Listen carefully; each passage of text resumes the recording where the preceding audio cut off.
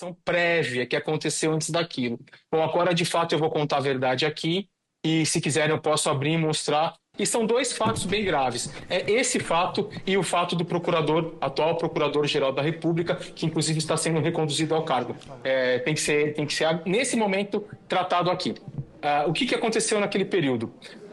Apareceu a matéria do Amado, salvo engano, no dia 18 ou dia 19 17 de de agosto agosto. foi a matéria, a busca e apreensão foi dia 23. Exatamente, era uma coisa mais ou menos, eu tenho um pouca lembrança da data.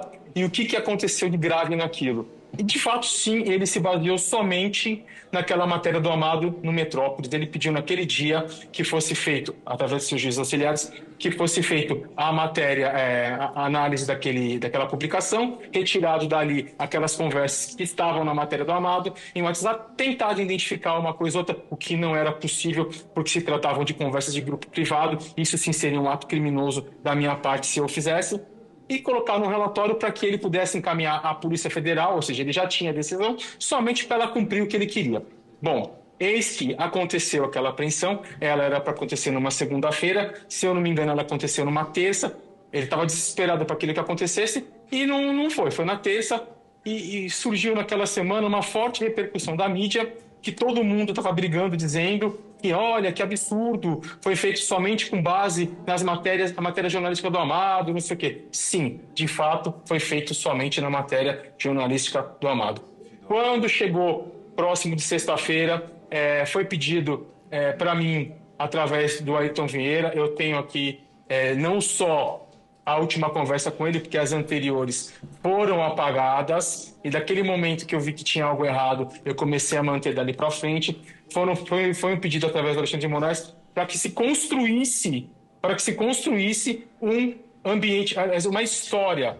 O que acontece é que o Ayrton Vieira, ele não tem qualquer familiaridade com o computador, ele não sabe usar o computador e ele precisou da minha ajuda para montar aqueles mapas mentais que foram abertos numa segunda, numa terça-feira, quando Alexandre de Moraes tirou o sigilo do processo para dizer que existiu uma investigação preliminar. Então foi encaminhado para mim as PETs, circuladas essas PETs, quais os objetivos, quais os alvos que ele queria que colocasse nos mapas mentais.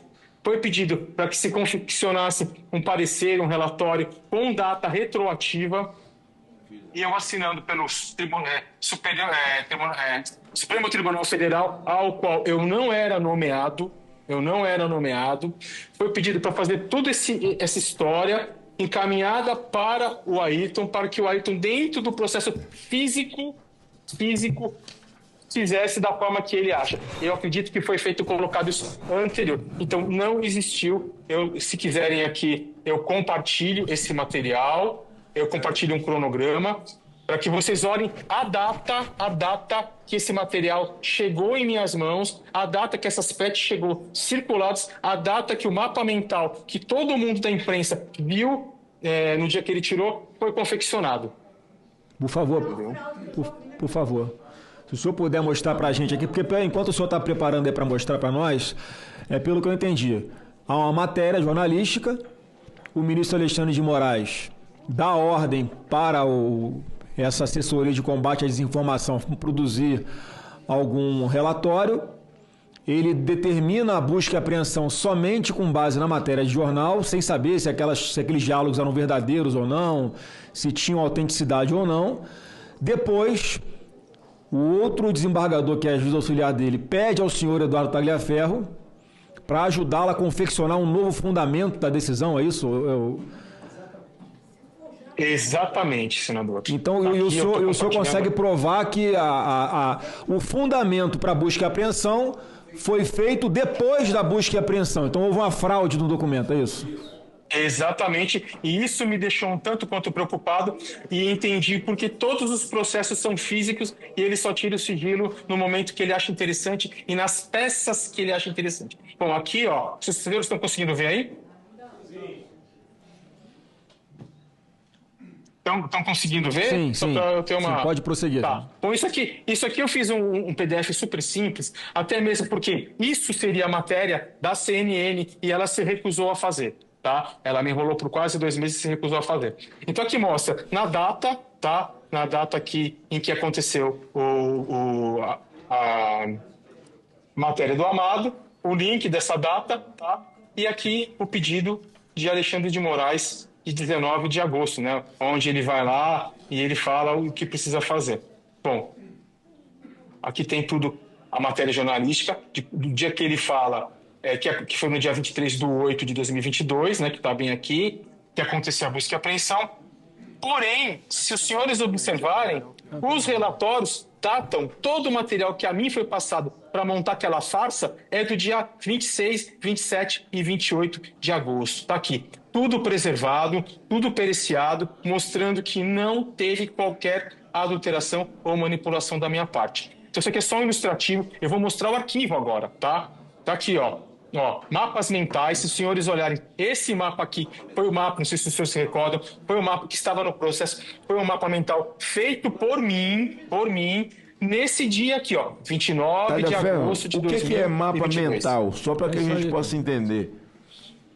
Mapa mental é um organograma ilustrativo para que as pessoas entendam os relacionamentos que, tipo, sei lá, às vezes pode ser usado para processo, pode ser usado para coisas de informática, onde a gente consiga, só de bater o olho, entender quem é o personagem e qual o relacionamento dele com a história, entendeu? Então, se o senhor olhar aqui, ó, você vai ver que esse mapa mental, onde relacionava como foco principal esse é o Alan? Santos, exatamente, o Alan dos Santos, e ele relacionando aqui com o Custer, com o Salomão, com o Portela, com o Enzo Momenti, com o Bezerra, com o Rafael Moreno, bom, todos os personagens, até chegar onde? Ao financiamento suposto por Luciano Hang, entendeu? Protorque e tudo, onde colocaram os 10 caminhões, na frente do Supremo Tribunal Federal. Esse documento que foi apresentado por Alexandre de Moraes,